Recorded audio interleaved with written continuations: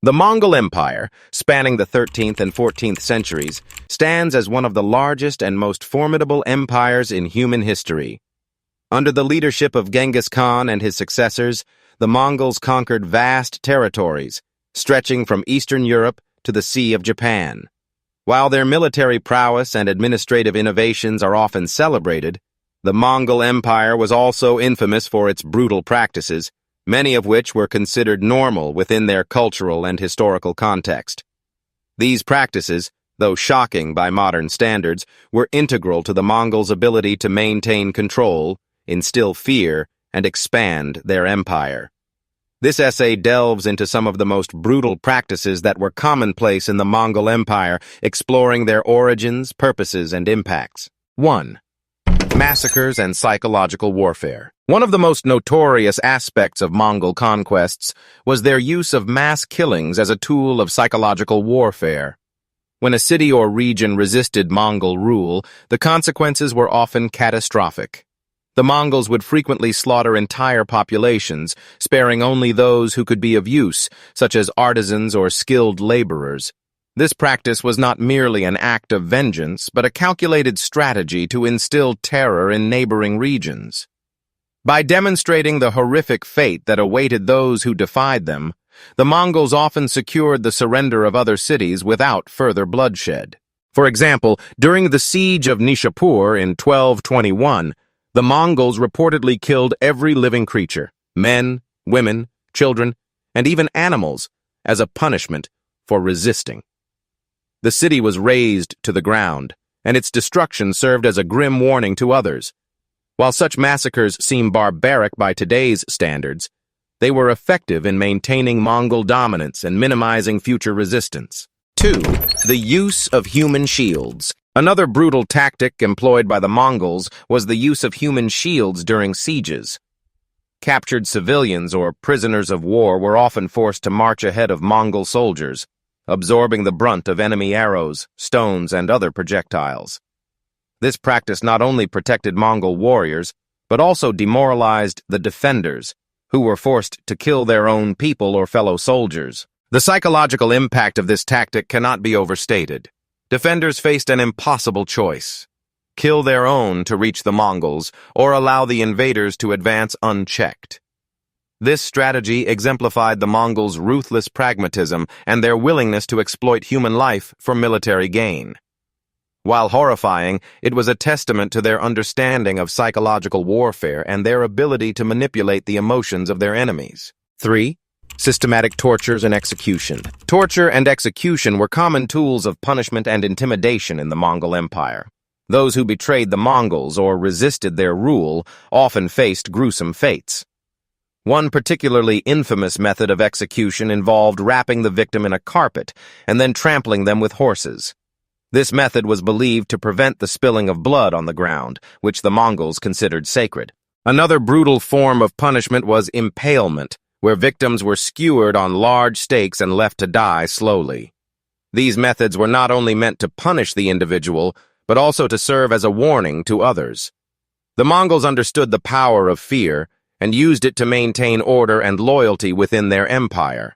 While such practices are difficult to comprehend today, they were a reflection of the harsh realities of life in a society built on conquest and domination. 4.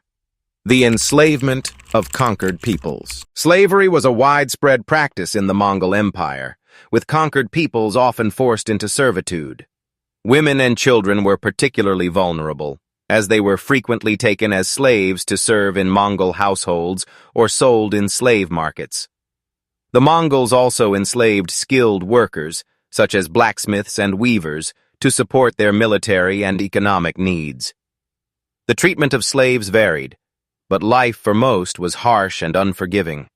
Slaves were considered property, with no rights or protections, and their lives were entirely at the mercy of their owners. This practice not only provided the Mongols with a steady supply of labor, but also reinforced their dominance over subjugated populations. The normalization of slavery in the Mongol Empire highlights the dehumanizing aspects of their conquests and the extent to which they were willing to exploit others for their own benefit. 5. the destruction of cultural and religious sites. The Mongols were known for their tolerance of different religions and cultures, often allowing conquered peoples to practice their faiths freely. However, this tolerance had its limits. When a city or region resisted Mongol rule, the consequences often included the destruction of cultural and religious sites. Mosques, churches, temples, and libraries were razed to the ground, and their treasures were looted or destroyed. This practice served multiple purposes. First, it demonstrated the Mongols' absolute power and their ability to obliterate the symbols of a people's identity. Second, it deprived conquered populations of their cultural heritage, making it harder for them to organize resistance or maintain a sense of unity. The destruction of cultural and religious sites was not just an act of violence, but a deliberate strategy to erase the identity of those who dared to oppose the Mongols. 6. The use of biological warfare. One of the most chilling aspects of Mongol warfare was their early use of biological weapons. During sieges, the Mongols would catapult the corpses of plague victims over city walls, spreading disease among the defenders.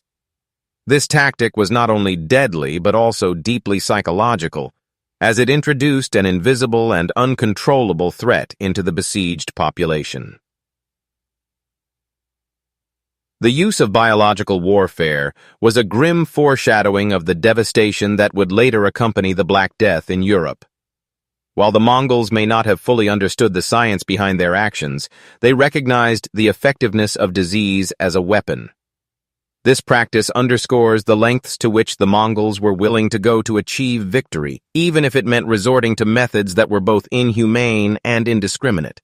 7. The brutal treatment of women. While the Mongols were relatively progressive in some aspects of gender relations, women could own property, inherit wealth, and even participate in political decision-making. Their treatment of women during conquests was often brutal. Women from conquered territories were frequently taken as war booty, forced into marriages, or subjected to sexual violence. These practices were not only a means of asserting dominance, but also a way to integrate conquered populations into the Mongol Empire. The normalization of such treatment reflects the patriarchal and militaristic nature of Mongol society. Women were often seen as spoils of war, their bodies and lives commodified for the benefit of their conquerors. While some women, particularly those of noble birth, were able to rise to positions of influence within the empire, the majority faced lives of hardship and exploitation. 8. The practice of collective punishment. The Mongols frequently employed collective punishment as a means of maintaining control. If a single individual or group within a community resisted Mongol rule, the entire community could face severe consequences. This might include mass executions, the destruction of homes and crops, or the enslavement of the entire population. Collective punishment served as a powerful deterrent against rebellion. By holding entire communities accountable for the actions of a few, the Mongols ensured that individuals would think twice before defying their rulers. This practice also reinforced the idea that the Mongols were an unstoppable force, capable of exacting retribution on a massive scale. While effective in maintaining order, it was a deeply oppressive and unjust system that left little room for dissent or resistance. 9.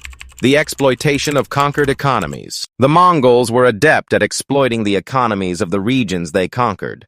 They imposed heavy taxes on subjugated populations, often demanding tribute in the form of goods, livestock, or labor.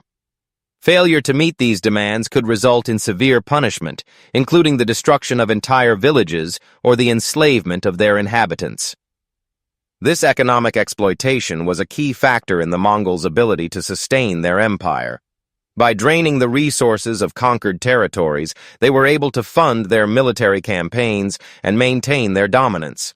However, it also placed an immense burden on the people they ruled, many of whom lived in poverty and hardship as a result of Mongol policies. 10. The brutality of the Yam system. The Yam system, a sophisticated network of relay stations and messengers, was one of the Mongols' most impressive administrative achievements. However, its operation was marked by brutality. Messengers were expected to travel at incredible speeds, often covering hundreds of miles in a matter of days. Those who failed to meet these demands faced severe punishment, including execution. The Yam system was a reflection of the Mongols' emphasis on efficiency and discipline. While it facilitated communication and coordination across their vast empire, it also placed immense pressure on those who operated it. The harsh treatment of messengers underscores the Mongols' willingness to sacrifice individuals for the sake of their greater goals.